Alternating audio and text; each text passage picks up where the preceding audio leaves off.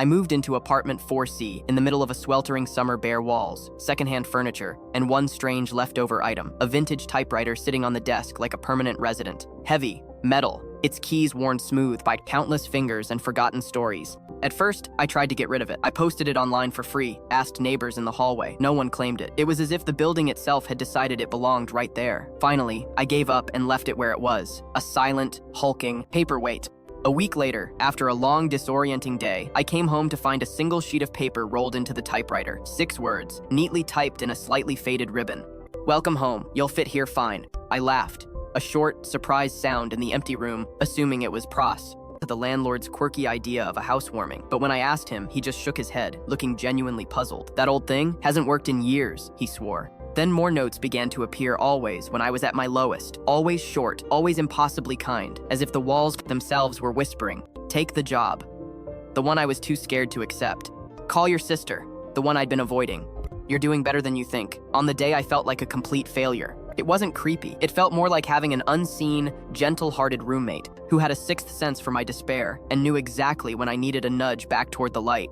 One night, after a particularly rough day where the silence of the apartment felt suffocating, I sat down at the desk and typed a message back, the clack of the keys loud in the stillness. "Who are you?"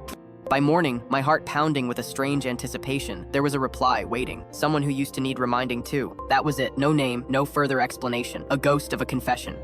Eventually, I stopped questioning the magic of it. The notes became a cherished part of my life, a silent, one-sided, then two-sided dialogue between the living and the gentle echoes of whoever had come before me in this small space. Then one day, the messages stopped. The typewriter sat silent for weeks. I left a final note of my own, saying a simple "thank you" and goodbye as I packed to move out for a new job. As I was carrying the last box, the landlord stopped me, holding an old yellowed envelope. "Found this wedged behind the radiator during the repaint," he said. It was from a man who had lived there 30 years earlier. "If someone finds this typewriter, please use it," it read. I left it behind because I realized words can outlive loneliness. I was so alone here until I started typing notes to myself. Then I realized maybe they weren't just for me. Leave a few for whoever comes next. Keep the chain going, David.